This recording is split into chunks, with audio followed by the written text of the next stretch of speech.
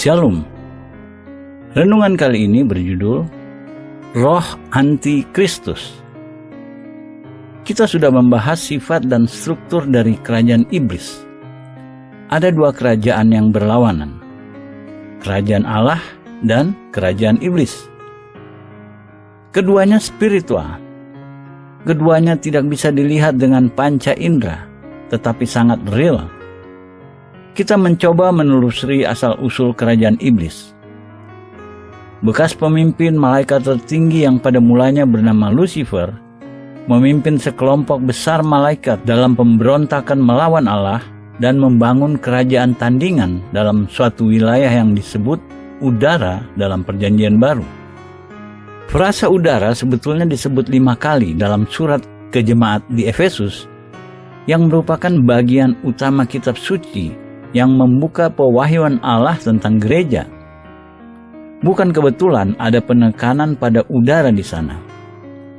Gereja Yesus Kristus seharusnya bekerja di udara, melawan kerajaan iblis yang juga dibangun di udara. Seperti disebutkan sebelumnya, ada lebih dari satu surga. Di suatu tempat antara bumi kita dan tahta Allah, tempat Allah bersemayam, ada kerajaan tandingan iblis yang melawan Allah. Kita sudah membahas salah satu aktivitas utama kerajaan iblis. Salah satu cara manifestasi kekuatannya adalah melalui ilmu sihir, ilmu gaib, dan guna-guna. Bagi banyak orang, ilmu sihir kedengaran kuno berasal dari abad pertengahan yang mana sudah lama tidak relevan dan tidak ada sama sekali. Sesungguhnya ilmu sihir sangat real, belum pernah seaktif sekarang dalam sejarah manusia. Di banyak negara yang satu generasi lalu masih beragama Kristen, sekarang sudah berubah karena aktivitas intens ilmu sihir. Definisi ilmu sihir dibagi dalam 3 bidang. Pertama, perbuatan daging. Salah satu cara manusia berdosa mengekspresikan dirinya. 3 kata kuncinya adalah memanipulasi, mengintimidasi, dan mendominasi.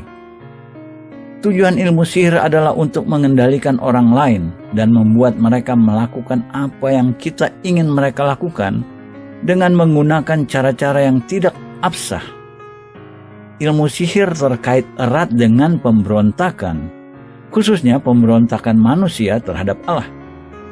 Kedua, ilmu sihir adalah agama supernatural iblis dalam berbagai bentuk yang berbeda. Sejak zaman dahulu kala, kita tidak dapat menemukan satu daerah di muka bumi di mana penduduknya tidak terlibat dalam ilmu sihir. Banyak daerah di dunia masih melakukan aktivitas spiritual ilmu sihir. Ketiga, kita membahas ilmu sihir dalam gereja, yang mana adalah salah satu strategi jitu iblis.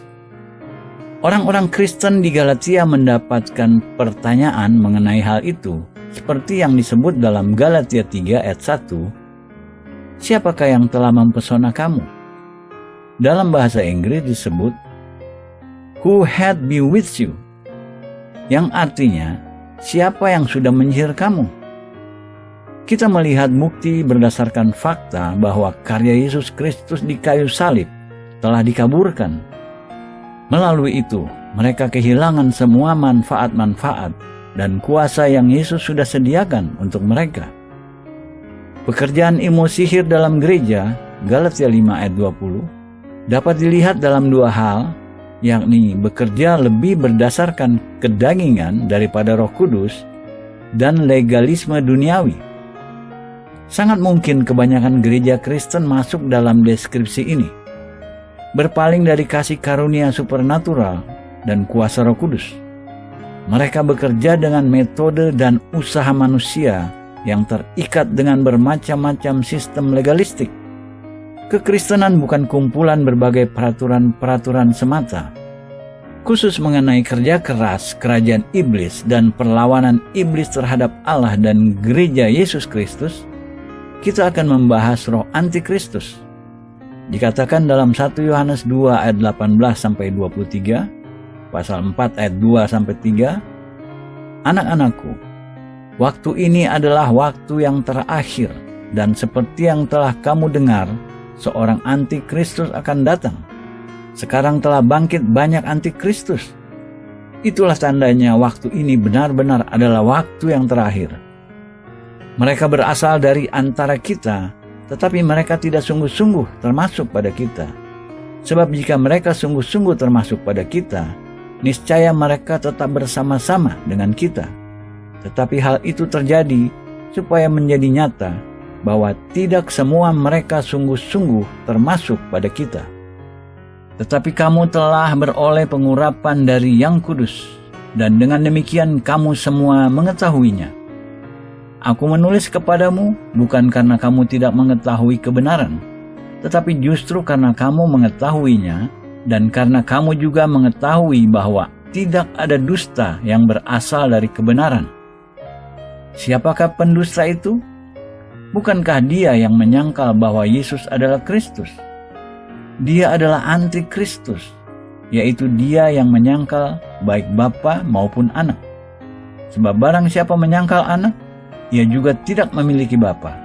Barang siapa mengaku Anak, ia juga memiliki Bapa. Kedatangan antikristus akan lebih intensif menjelang akhir zaman. Mari kita jelaskan sedikit arti antikristus. Kata Kristus berasal dari bahasa Yunani, Kristos, yang berhubungan dengan kata Ibrani, Masya, atau Mesias. Banyak orang Yahudi dan Kristen tidak menyadari bahwa Mesias dan Kristus adalah dua kata yang berbeda untuk hal yang sama. Ketika kita mengatakan antikristus, sama artinya dengan anti-Mesias. Mungkin lebih mudah bagi kita mendapatkan gambaran jika kita menggunakan frasa Mesias. Anti adalah kata depan dalam bahasa Yunani yang memiliki dua arti dan keduanya dapat diterapkan. Pertama, berarti melawan, bekerja melawan Mesias. Dan yang kedua, berarti mengganti. Yang dimaksudkan mengganti di sini adalah menaruh Mesias palsu untuk menggantikan Mesias yang benar. Kekuatan ini pertama bekerja untuk menyingkirkan Mesias, dan kedua, menggantikan dia dengan Mesias palsu. Semuanya dilakukan dalam dua tahap. Kita dapat melihat roh antikristus sangat aktif hampir di seluruh gereja. Pada tahap pertama, berusaha menyingkirkan Mesias yang benar. Namun, kita perlu camkan bahwa ini bukan tujuan akhir iblis. Tujuan iblis adalah menggantikan Mesias yang benar dengan Mesias yang palsu. Itu yang selalu kita hadapi. Menjadi jelas ketika kita melihat pekerjaan iblis itu terjadi hanya di mana Yesus Kristus telah diberitakan. Kita tidak dapat menolak Yesus jika kita belum pernah mendengar tentang Dia. Jadi, ilmu sihir berbeda. Ilmu sihir bagian dari umat manusia yang jatuh dalam dosa. Sesungguhnya ilmu sihir adalah agama universal umat manusia berdosa dengan banyak manifestasi, bentuk, dan upacara yang berbeda. Namun antikristus hanya dapat dimanifestasikan di mana Kristus telah diberitakan. Ketika Yesus dicobai di padang gurun pada awal pelayanannya, Matius 4 ayat 10, dan dicatat dalam Matius 16 ayat 23, maka Yesus berpaling dan berkata kepada Petrus, "Enyahlah iblis." Dalam bahasa Inggris kalimatnya adalah, "Get thee behind me, Satan." Seharusnya diterjemahkan, "Menyingkirlah di belakangku." Akan tetapi, bisa juga diterjemahkan, "Ikutlah di belakangku."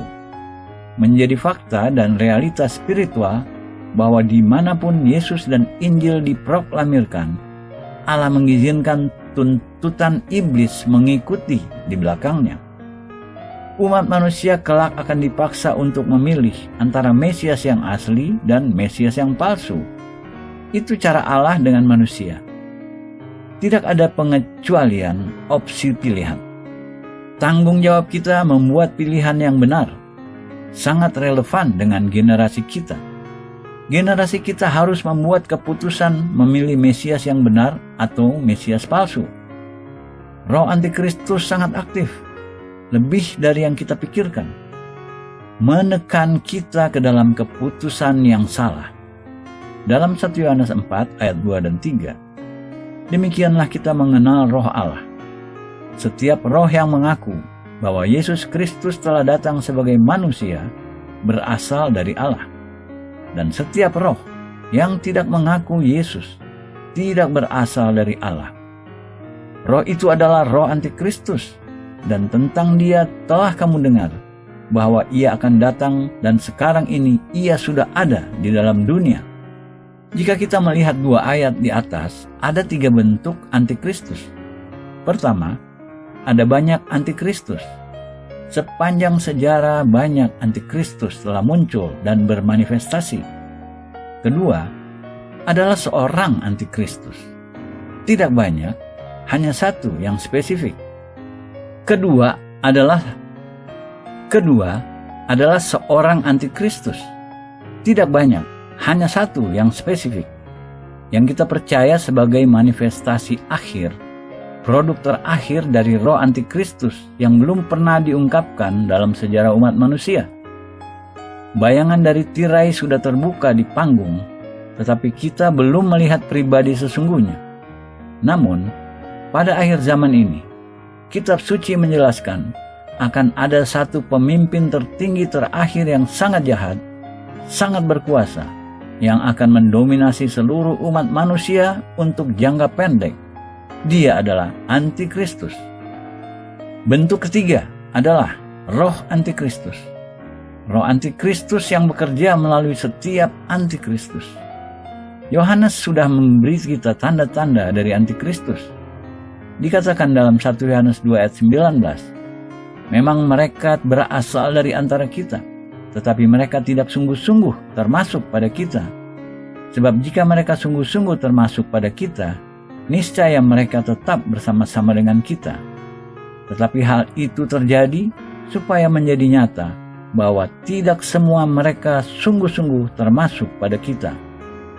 Jadi, antikristus akan mulai dari dalam perkumpulan orang-orang percaya, tetapi tidak benar-benar menjadi bagian dari mereka.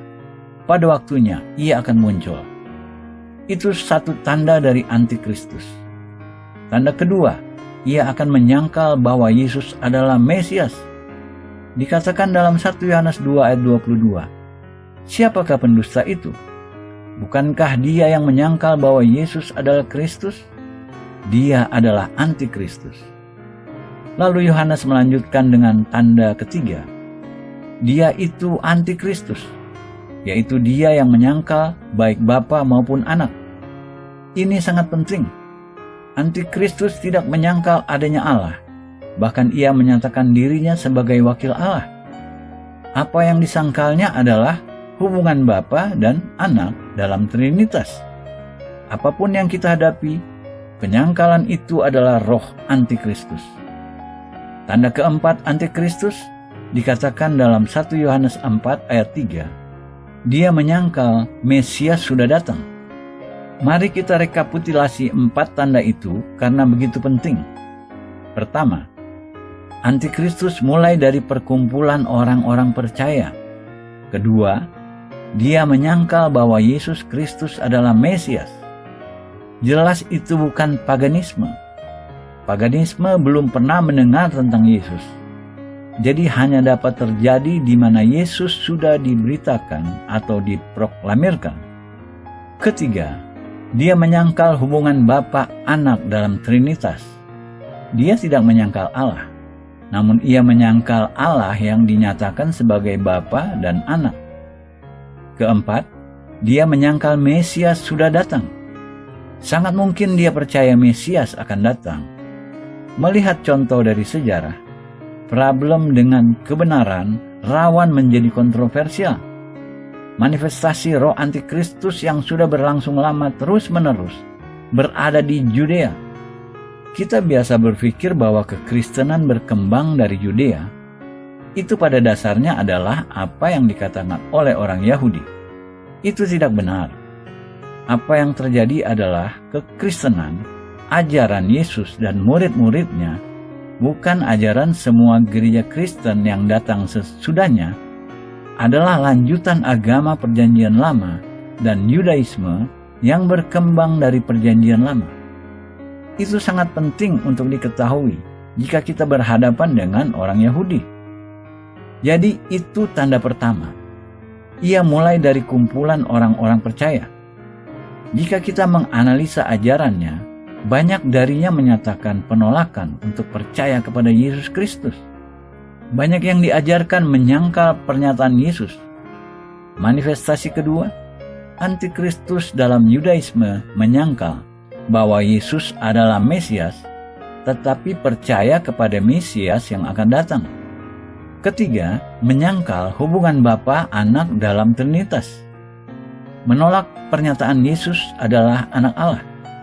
Tidak menerima bahwa Allah memiliki anak. Keempat, menolak bahwa Mesias sudah datang. Baca dalam Matius 27 ayat 21. Dalam ayat ini kita melihat manifestasi roh antikristus yang sangat kuat. Seperti berikut, Yesus dibawa ke hadapan wali negeri Pilatus. Pilatus tidak dapat menemukan kesalahan pada Yesus. Namun, karena hasutan imam-imam kepala dan tua-tua terus-menerus dan gejolak seluruh kerumunan orang Yahudi, Pilatus berpihak melawan Yesus. Perlu dicamkan di pikiran kita bahwa banyak dari orang-orang itu berada dalam kerumunan yang sama. Seminggu sebelumnya, menyambut Yesus di Yerusalem. Meletakkan daun-daun palem di jalanan dan mengatakan, "Diberkatilah dia yang datang dalam nama Tuhan." Mari kita ilustrasikan sesuatu yang tidak boleh kita abaikan, bahwa umat manusia itu sangat rapuh. Hanya dibutuhkan waktu tidak lebih dari 1 minggu untuk membalikkan sikap mereka. Namun yang terjadi pada Yesus bukan hanya reaksi alamiah manusia. Ada peperangan spiritual besar yang terjadi di alam yang tidak kelihatan. Patut disayangkan, roh antikristus menang. Ini yang terjadi.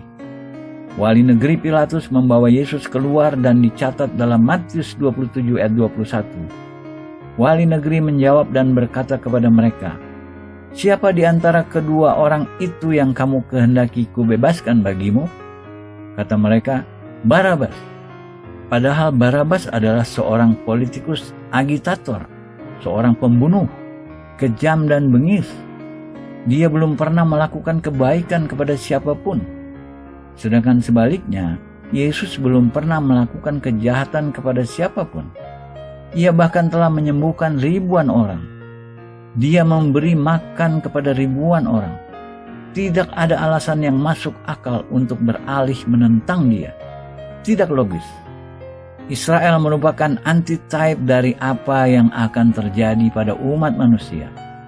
Semua umat manusia pada akhirnya akan berhadapan dengan pilihan yang mana dari keduanya. Kita memilih Yesus, Juru Selamat, Tabib Agung, Penyembuh, dan sebagian dari kita memilih Barabas. Dari sudut tertentu, Barabas adalah seorang tipe antikristus, dan mereka memilih Barabas. Pastikan ketika waktunya tiba, kita tidak membuat kesalahan yang sama. Ada satu kekuatan spiritual bekerja melanda seluruh kerumunan orang dan mengubah mereka. Mereka menjadi hampir gila dengan kemarahan, marah tanpa sebab apapun. Itu untuk pertama kali roh antikristus memiliki dampak pada umat manusia dan mendominasi orang-orang Yahudi sejak masa itu sampai sekarang. Yesus memperingatkan mereka ketika mereka mempermasalahkan dia sebagai Mesias dan anak Allah. Ditulis dalam Yohanes 5 ayat 43, "Aku datang dalam nama Bapa-Ku dan kamu tidak menerima aku. Jikalau orang lain datang atas namanya sendiri, kamu akan menerima dia." Itu sudah terbukti benar. Dengan kata lain, aku adalah Mesias yang benar, tetapi kamu tidak mau menerima aku. Jika Mesias palsu datang dalam namanya, kamu akan menerima dia. Ensiklopedia Yahudi mencatat kira-kira sudah datang 44 Mesias palsu. Beberapa nama terkenal di antaranya, Bar Kokhba, yang memimpin pemberontakan melawan Imperium Romawi tahun 138 sebelum Masehi. Lalu Moses dari Krik sekitar abad ke-5 sebelum Masehi, yang meyakinkan orang-orang bahwa mereka harus masuk laut dan bertemu dengan Mesias. Mereka masuk laut dan tenggelam. Kemudian pada tahun 1666, Sabbatai Zevi menyatakan diri sebagai Mesias dan diterima secara antusias oleh banyak orang. Salah satu ajaran palsu Yahudi adalah yang mengembalikan bait suci mereka adalah Mesias. Kita tahu di daerah bait suci, tempat suci orang Yahudi, terdapat Masjid Al-Aqsa. Saat ini, orang Yahudi bahkan tidak diizinkan ke sana. Apabila datang seorang politikus melakukan intervensi dan mendapatkan bagi bangsa Yahudi hak untuk membangun kembali bait suci mereka di sana, mereka pasti dengan antusias akan mengeluh-elukan dia. Membangun kembali bait suci menjadi daya tarik bagi orang-orang Yahudi di seluruh dunia. Dan mereka percaya itu mungkin akan terjadi tidak lama lagi dari sekarang. Amin.